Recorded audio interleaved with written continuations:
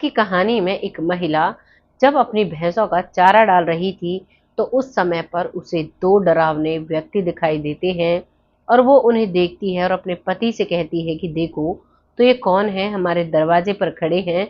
और वो उन्हें देखकर डर जाती है। उसका पति देखता है लेकिन उसे वहां कोई भी नजर नहीं आता है। वो कहता है तुम्हारा वहम है, कोई नहीं है। लेकिन वो बार बार ये कहती रही कि देखो वहां पर कोई है। वो उसे वहां से अंदर लेकर जाता है और एक खाट पर लिटाता है और पानी देता है। जब तक वो उसे पानी देता है तब तक उसकी सांसें थम चुकी थी। ये एक ऐसा माहौल हुआ था कि वहां पर रोना पीटना शुरू हो जाता है। लेकिन उसके करीबन 10 घंटे बाद वो जीवित हो जाती है। ये कहानी एक ऐसी है जो वाकई में विश्वास करने पर मजबूर कर देगी कि वाकई में लोग ऊपर जाते हैं और वहां जाकर उनका हिसाब किताब होता है और उनके कर्मों को देखा जाता है। तब जाकर उन्हें आगे जीवन दिया जाता है या फिर उन्हें दूसरा जन्म दिया जाता है या फिर इंसान का दिया जाता है या किसी और का दिया जाता है। ये सारी बातें एक महिला बताती है जिनका नाम होता है प्रेमवती। नमस्कार, मैं महक चौधरी आज आपके सामने फिर से एक सच्ची घटना लेकर आई हूँ। ये सच्ची घटना मरकर जीवित होने की है। लगभग 10 घंटे में वो महिला जीवित हो जाती है। महिला एक गांव में रहती है। ये गांव होता है मध्य प्रदेश के झांसी के एक गांव में। यहाँ पर बहुत ही मध्यम वर्गीय परिवार रहा करते थे। ये परिवार ऐसा था, ना ही तो इनके घर में बिजली थी, ना ही इनके घर में घड़ी थी। बस इनका जो चंद्रमा की रोशनी होती है उसी के हिसाब से महिला जगा करती। और घर से करीबन करीबन 1-2 किले दूरी पर इनका नोहरा कहते हैं गांव में, जहां पर भैंसें बंधी रहा करती थी। ये अपने घर में रहती है, सुबह उठती है, सबसे पहले उठकर चाकी पीसती है। इसकी उम्र महज 47 साल होती है क्योंकि घर का जो आटा बनाती थी ये खुद बनाती हैं। ये सन 1990 की बात है। उस समय की बात है जब ज्यादातर घरों में लाइट नहीं हुआ करती थी। ज्यादातर घरों में हाथ से आटा पिसा करता था। ये सुबह उठती हैं, हर रोज की तरह आटा पीसती हैं। आटा पीसने के बाद भैंसों के लिए दलिया पीसती हैं और उस दलिये को एक कटोरदान कह सकते हो आप, ये कि बास्केट कह सकते हो, उसमें रखकर और अपनी भैंसों का जो घर पर कुछ भिगो कर ये बनाते हैं, सानिका बोलते हैं, यानी बचा हुआ घर का रोटी सब्जी दाल जो भी बच जाता है उन्हें भैंसों को डाला जाता है। उन सबको लेकर अपने चारे, जहां पर भैंसों का चारा करना था यानी कि अपने नौहरे प्लॉट कह सकते हो, वहां के लिए चल देती है। इसका पति भी साथ में उठता है। पत्नी का नाम प्रेमवती है, पति का नाम मधुकर है। पति की उम्र करीबन 49 साल होगी, पत्नी की उम्र करीबन 47 साल थी। और अब ये चल देते हैं नौहरे की तरफ। वहां जाते हैं। वहां जाने के बाद रोज की दिनचर्या की तरह वहां पर एक कमरा बना हुआ था। आंगन में भैंस बंधी हुई थी। जून का महीना था तो जो पशु होते हैं वो बाहर बंधे हुए होते हैं। उनके खाने की जो जगह बनी होती है वहीं पर बंधे होते हैं। सबसे पहले ये उनका गोबर उठाती है, उसे डालकर आती है। बिल्कुल हष्ट-पुष्ट होती है, ना ही इनके शरीर में कोई बीमारी है, ना ही कुछ है, बिल्कुल हष्ट-पुष्ट है। पति है वो उसकी मदद कर रहा है और अब ये अपनी भैंसों का चारा डालने लगती है। जब भैंसों का चारा डालती है तो इसकी नज़र दरवाजे पर पड़ती है। दरवाजे पर 2 लोग अजीब-सी पोशाक में पहने खड़े हुए थे। ये उन्हें पहले तो देखती है और पहचानने की कोशिश करती है कि ये कौन है, किस मोहल्ले के हैं, किस थोक के हैं, लेकिन वो उन्हें नहीं पहचान पाती है और वो उनसे घूंघट कर लेती है। घूंघट करने के बाद अपना काम करती रहती है, लेकिन जब वो किसी से नहीं बोलते हैं तो वो अपने पति से कहती है कि सुनो जी, कोई दरवाजे पर खड़ा है, देखना कौन है। उसका पति मधुकर जब दरवाजे पर देखता है तो उसे कुछ भी दिखाई नहीं देता है। और जो प्रेमवती है वो कहती है कि देखो अभी भी वहां पर खड़े हुए हैं, आप जाते क्यों नहीं, बहुत डरावनी शक्ल है, मुझे तो इनसे डर लग रहा है। जब अपनी पत्नी की ये बातें सुनते हैं, सुबह के लगभग 4 बजे होंगे, क्योंकि उस समय महिलाएं जो ऐसे सारे काम किया करती थी वो रात के 2:30 बजे उठ जाया करती थी और तब सारे काम उनके कंट्रोल में आया करते थे। 4 बजे हुए थे। वो उस सबको देखते हैं लेकिन उसे कुछ भी समझ में नहीं आता है। वो अपनी पत्नी से कहते हैं चलो मेरे साथ यहाँ आओ, और उन्हें ले जाकर जो आंगन में ही खाट पड़ी हुई थी उस पर बिठाते हैं और कहते हैं कि बताओ क्या हुआ, कौन है। वो तब भी उसी तरफ हाथ करती है। उसका पति उसके लिए पानी लेकर आता है और कहता है ये लो पानी पियो, वहां कुछ भी नहीं है, मुझे कुछ भी दिखाई नहीं दे रहा है। और एक पानी की वो घूंट पीती है और उसी के बाद वो तड़पने लगती है और उसकी सांसें बंद हो जाती हैं। पति बहुत झंझोड़ता है, पानी की छींटे मुंह पर मारता है, लेकिन वो नहीं जगती है। वो उसकी नब्ज चेक करता है, सांस चेक करता है, लेकिन उसमें एक भी सांस नहीं बचती है।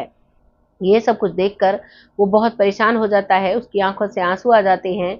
वो समझ जाता है कि अब प्रेमवती इस दुनिया में नहीं रही। वहीं पड़ोस में ही उसी के साइड में उसके परिवार के लोगों का भी एक वो घर बना हुआ था, वहां पर भी भैंसें बंधी हुई थी। वो लोग भी अपना काम कर रहे थे। वो उनसे कहता है कि देखना प्रेमवती को क्या हो गया है, ये हिलझुल नहीं रही है। वो भी दौड़ कर आते हैं, वो भी देखते हैं, लेकिन उसमें सांस बाकी नहीं थी। वहां रोना पीटना शुरू हो जाता है। वो सभी रोने लगते हैं और पूरे मोहल्ले में हाहाकार मच जाता है कि प्रेमवती अचानक पता नहीं क्या हुआ, उसकी सांसें थम गई। अब उसे वहां से घर लाया जाता है। घर लाने के बाद डॉक्टर को बुलाया जाता है।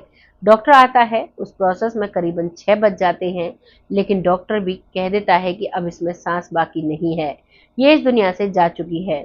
इस बात को सुनकर प्रेमवती के चारों बच्चे रोने लगते हैं। प्रेमवती के 2 बेटे थे, 2 बेटियां थी। 2 बेटियां बड़ी थी और बेटे छोटे थे, और वो देखकर बहुत जोर जोर से रोती हैं, लेकिन कुछ भी नहीं हो पाता है। अब सबको पता लगता है, उनकी रिश्तेदारियों में कॉल किया जाता है कि प्रेमवती नहीं रही हैं, एक भी बच्चे की शादी नहीं हुई थी। अब जो मधुकर है वो बहुत परेशान होता है, बहुत रोता है। सभी लोग उसे दिलासा देते हैं। सभी कहते हैं कि भगवान की जो करनी है उसके आगे किसी की भी नहीं चलती।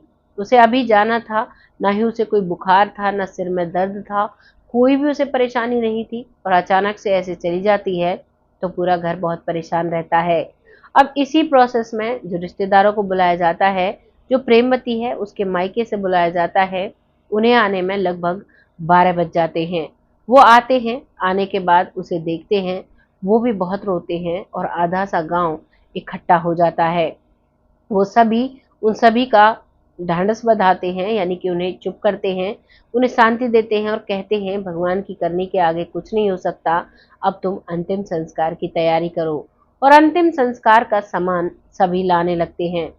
सभी लाते हैं, तभी उसकी जो बड़ी बेटी होती है, इस बड़ी बेटी का नाम होता है धापो, जो अपनी माँ से बेहद इंतहा प्यार करती थी, वो अपनी माँ के गले लगकर रोने लगती है और कहती है कि माँ, एक बार उठ जाओ, मम्मी मैं तुम्हारे बिन नहीं रह सकती, नहीं तो मुझे भी अपने साथ ले चलो। वो इतनी जोर जोर से विलाप करती है, और वो जब अपनी मम्मी के गले लगती है तो उसकी मम्मी की आंखें टिमटिमाने लगती हैं। जब आंखें टिमटिमाने लगती हैं, वो देखती है, वो भी महज 15-16 साल की रही होगी। वो कहती है कि मम्मी तो सो रही हैं, आप सब झूठ बोलते हो, ये देखो उनकी आंखें टिमटिमा रही हैं, अब वो जग रही हैं। और वो ये सब कहती है, तभी उसकी आंखें खुल जाती हैं, और उन्हें जो धरती में लिटाया गया था उन्हें उठाया जाता है, उन्हें खाट पर बिठाया जाता है, और फिर से उसी डॉक्टर को बुलाया जाता है। वो डॉक्टर आता है, और आने के बाद फिर उसकी नारी नब्ज चेक करता है और कहता है कि वाकई में ये तो जीवित हो गई हैं। उनके पास एक बीपी नापने की मशीन थी, जो हाथ से नापी जाती है। अब तो सभी के पास एक डिजिटल मशीन आ गई है, लेकिन पहले हाथ से हवा भर के बीपी नापा जाता था। उससे उसका बीपी नापा जाता है तो उसका बीपी एकदम ओके होता है। अब उसमें जान आ चुकी थी। वो बोलने लगती है और कहती है, क्या हुआ, मैं तो नौहरे में थी, तो मैं यहाँ पर कैसे आई। तभी वो कहते हैं कि तुम जा चुकी थी, तुम्हें क्या हुआ था, क्या तुम हमें कुछ बता सकती हो।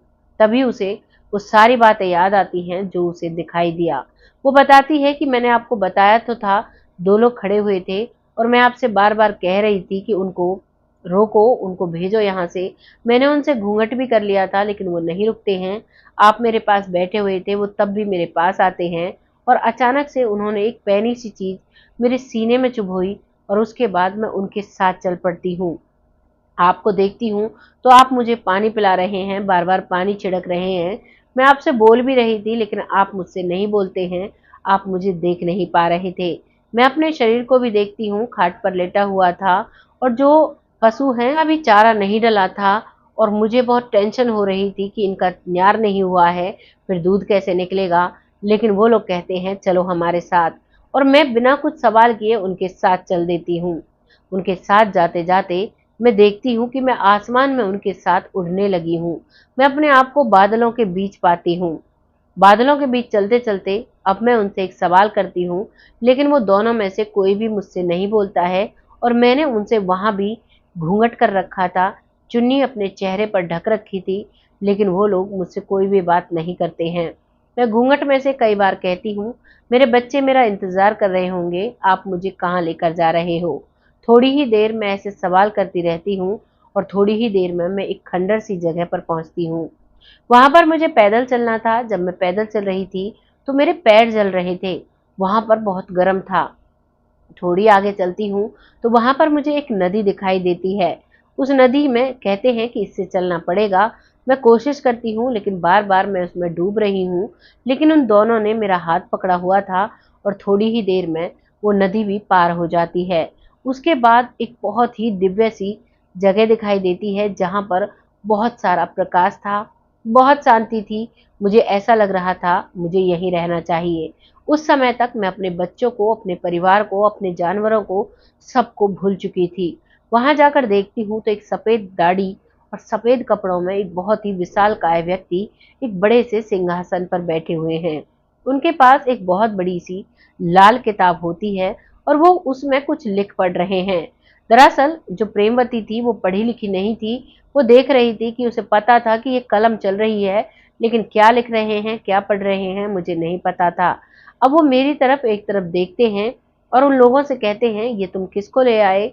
दूसरी प्रेमवती को लाना था, ये तुम किसको ले आए? इस सारी प्रोसेस में वो लोग मेरी तरफ देखते हैं और वो कहते हैं कि अब जाओ, इन्हें वापस छोड़ कर आओ। वो अब मुझे वहां से वापस लाने लगते हैं। तभी मैं उनसे पलट कर पूछती हूँ, मैं उन्हें प्रणाम करती हूँ।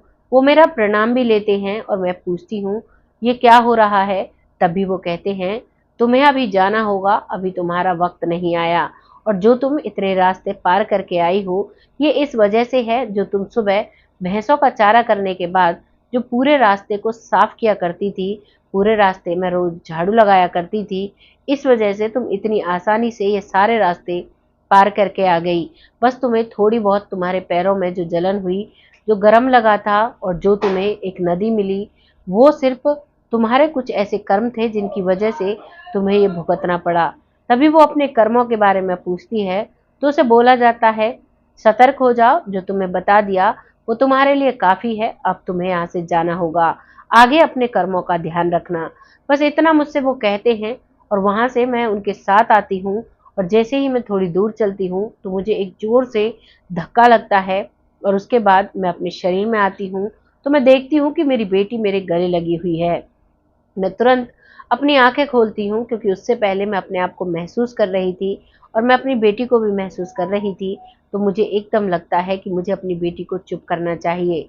ये सारी बातें वो सभी लोग जो इकट्ठा हो चुके थे वो सब बड़ी गौर से सुन रहे थे। अब वो जीवित हो चुकी थी। शाम तक सब लोग अपने घर जा चुके थे और शाम तक पूरा परिवार खुश था जो सुबह मातम में बदल चुका था। लेकिन यहाँ से प्रेमवती की जो जिंदगी की जर्नी है वो बहुत अलग तरीके से शुरू हो जाती है। क्योंकि गांव का घर था, न घर में लाइट थी और उनका सारा काम चूल्हे पे खाना बनना था, चक्की से आटा पिसना था, सिर से मटके से पानी लाया जाता था। बहुत ही साधारण तरीके से वो लोग रहा करते थे। लेकिन उस महिला का सिर्फ एक काम हुआ करता था कि वो हर रोज अपने जो नौहरा है, जो भैंसों का रहने की जगह थी, वहां से और सड़क तक पूरा रास्ता साफ किया करती थी।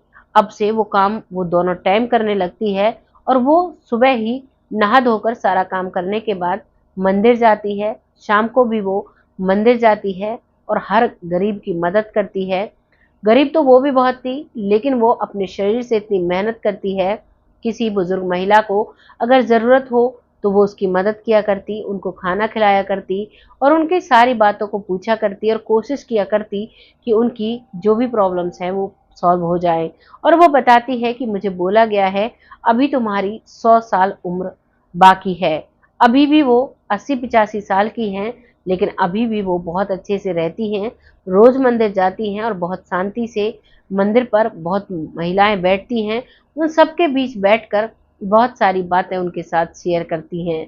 ये थी कहानी प्रेमवती की, जो मरकर जीवित होती हैं लगभग 10 घंटे में। आज उनका एक बेटा फौज में एक अफसर है और दूसरा बेटा एक कंपनी में जॉब करता है और उसकी दोनों बेटियों की शादी हो चुकी है। और उसकी जो बड़ी बेटी है उसकी बेटी भी काफी बड़ी हो चुकी है, वो ग्रेजुएशन कर रही है। ऐसा एग्जाम्पल भगवान ने हम सबको लिए स्थापित किया है, सबको दिखाया है कि वाकई में हमें अपने कर्मों पर ध्यान रखना चाहिए, क्योंकि कर्म सबसे बड़ा होता है। कर्म हमारी किस्मत को पलट सकता है। अगर हम अच्छे कर्म करते हैं तो हम भगवान के सामने जाकर भी हर सुख को पा सकते हैं, वहां भी हमें स्वर्ग मिलता है। उनसे जब पूछा जाता है कि क्या आपने नर्क को देखा या आपने स्वर्ग को देखा, तो वो बिल्कुल साफ मना कर देती हैं। वो कहती हैं, मैंने और कुछ नहीं देखा, मैंने सिर्फ इन 3 लोगों को देखा और मैंने सिर्फ इन 3 रास्तों को देखा। ये उनकी बताई हुई बातें हैं सारी, जो भी उन्होंने हमें बताया। आपको ये कहानी कैसी लगी, अपनी राय कमेंट बॉक्स में लिखिएगा। और जो भी उनके साथ बीता है, क्या ये सच है या फिर उसका भ्रम है, जो भी आपको लगता है अपनी राय कमेंट बॉक्स में लिखिएगा, क्योंकि आपकी राय हमारे लिए बहुत महत्व रखती है। जब आप अपने प्यारे प्यारे कमेंट करते हो तो हमें बहुत अच्छा लगता है। अब वक्त आता है उन लोगों का जो लोग बहुत प्यार से कमेंट लिखते हैं, हमें सपोर्ट करते हैं, वीडियो को देखते हैं, जिनमें सबसे पहला नाम आता है रामायण कुशवाहा जी, जो बहुत अच्छे से वीडियो को देखते हैं, बहुत प्यारा कमेंट करते हैं, बिटिया कहकर संबोधित करते हैं, बहुत अच्छा लगता है। ऐसे ही अपना सपोर्ट और प्यार हमारे साथ बनाए रखें। अगला नाम आता है लखविंदर सिंह जी, जो बहुत अच्छे से सपोर्ट करते हैं, हर वीडियो पर उनका कमेंट होता है। आपका तहे दिल से आपके अपने चैनल पर स्वागत करते हैं। ऐसे ही अपना सपोर्ट हमारे साथ बनाए रखें। अगला नाम आता है मंजू चौधरी जी, जो बहुत अच्छे से लिखती हैं, बहुत प्यारे कमेंट होते हैं। आपका तहे दिल से आभार व्यक्त करते हैं। ऐसे ही अपना सपोर्ट हमारे साथ बनाए रखें। अगला नाम आता है जमुना जी, जो बहुत प्यारे कमेंट करती हैं, रेगुलर देखती हैं वीडियोस को। आपका तहे दिल से आभार व्यक्त करते हैं। ऐसे ही अपना सपोर्ट हमारे साथ बनाए रखें। अगला नाम आता है सरयू बाला जी, जो बहुत अच्छे से कमेंट करती हैं, बहुत प्यारे कमेंट होते हैं। आपका तहे दिल से आभार व्यक्त करते हैं। ऐसे ही अपना सपोर्ट हमारे साथ बनाए रखें। अगला नाम आता है पिंकी भोई जी, जो बहुत प्यारे कमेंट करती हैं, आपका तहे दिल से आभार व्यक्त करते हैं। ऐसे ही अपना सपोर्ट हमारे साथ बनाए रखें। अगला नाम आता है राजेंद्र सैनी जी, जो बहुत प्यारा कमेंट किया है, आपका तहे दिल से आभार व्यक्त करते हैं। ऐसे ही अपना सपोर्ट हमारे साथ बनाए रखें। अगला नाम आता है मनोज सैनी जी, जो बहुत अच्छे से देखते हैं, आपका तहे दिल से आभार व्यक्त करते हैं। ऐसे ही अपना सपोर्ट हमारे साथ बनाए रखें। अगला नाम आता है रविंद्र ठाकुर जी, जो बहुत अच्छे से कमेंट करते हैं, आपका तहे दिल से आभार व्यक्त करते हैं। ऐसे ही अपना सपोर्ट हमारे साथ बनाए रखें। अगला नाम आता है हरेंद्र जी, जो बहुत अच्छे से कमेंट करते हैं, आपका तहे दिल से आभार व्यक्त करते हैं। ऐसे ही अपना सपोर्ट हमारे साथ बनाए रखें। आज की कहानी में इतने ही नाम लिए जाएंगे। आगे जो रह गए हैं उनका अगली वीडियो में ज़रूर नाम ले लिया जाएगा, क्योंकि समय की बहुत कमी रहती है, ज़्यादा लंबा वीडियो हो जाता है तो परेशानी होती है, कुछ लोगों को काफ़ी कमेंट भी आ जाते हैं, तो इसीलिए माफ़ी चाहूँगी। जिनका भी रह गया है अगली वीडियो में नाम ज़रूर ले लिया जाएगा। ऐसे ही अपना प्यार और सपोर्ट हमारे साथ बनाए रखें, जिससे कि हम आगे बढ़ते रहें। तब तक के लिए जय हिंद, जय भारत।